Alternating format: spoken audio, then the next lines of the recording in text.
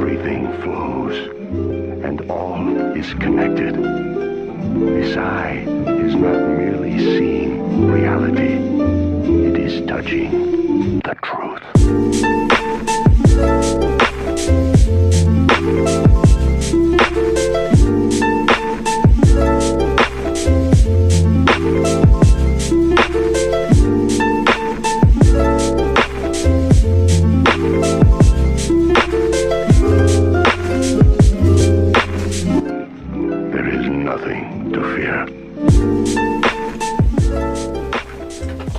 Alright, so we're going to be doing this unboxing of this TBS Oblivion. I won from TheFlyLife, so let's get it open.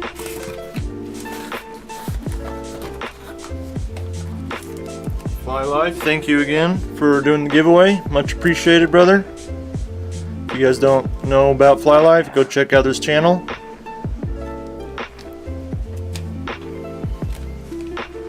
Awesome. Crossfire Nano.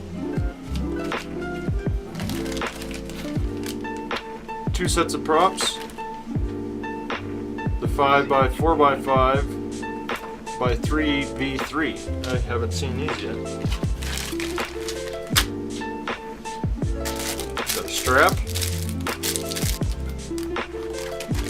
I don't know what this is. Let's see. Some more cables. I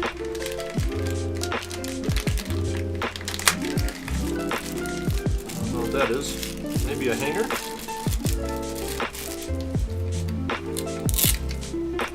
That's a battery protector, I think. Couple cables. Just 2 different pods. I'm assuming one's for a GoPro mount. And then you have this guy.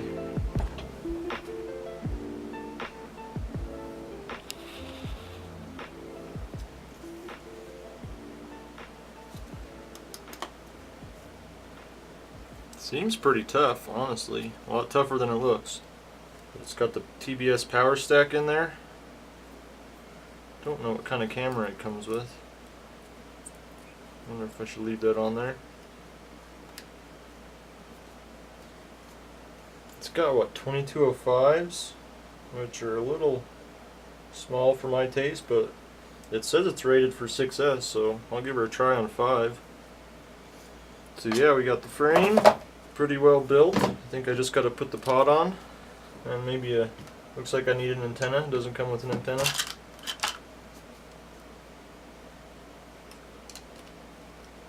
Oh, it's a motor holder. Comes with a motor holder. That's kind of cool. Never seen that before, like that. It does come with a little cushion for the GoPro. I'm assuming for what, the 5 or the 6. Oh, nice. That kind of snugs in there. How do you strap that one down, though?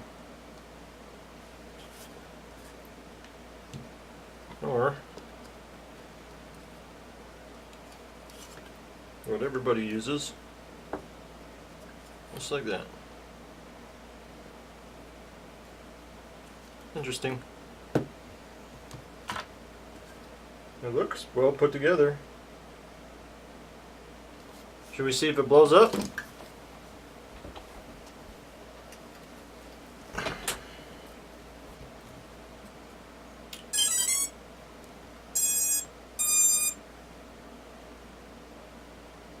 Looks good. I'll have to read the manual a little bit more on this, but I think I'm going to plug her in and get her going. Right on. Well, I hope you enjoyed this. Subscribe, hit the like button, all that goodiness. Peace.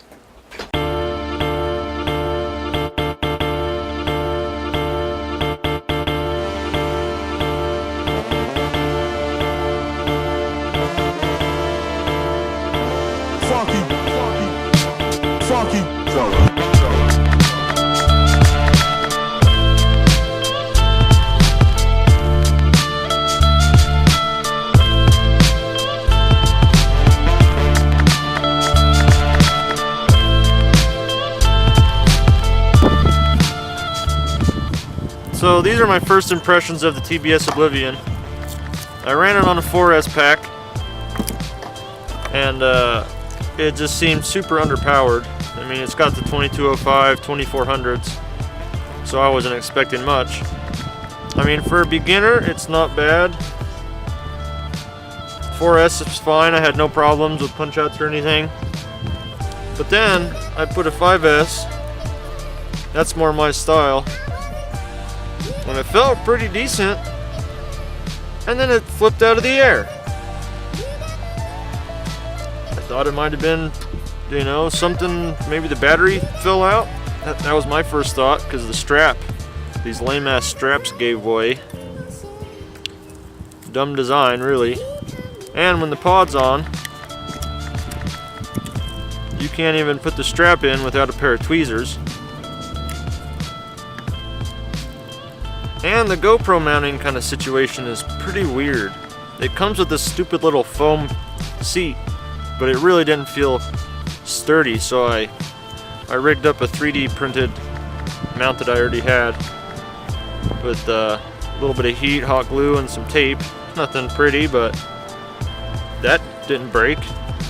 What did break was the little press nuts in the top of the canopy, which is super lame. I mean, if you want to run a GoPro, that's gonna happen.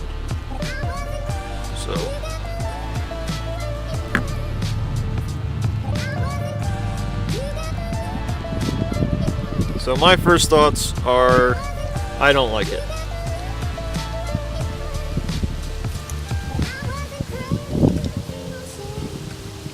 Oh, and the VTX comes locked on 25 milliwatts, just FYI.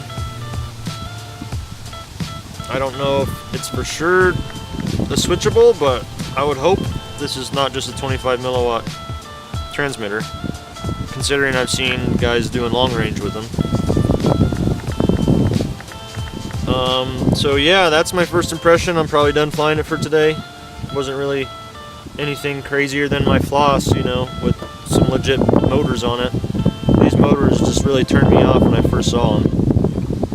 2205s are not bad for a super ultra lightweight quad, but they send a GoPro mount, so I really don't see you wanting to run a GoPro if you're only running 2205s.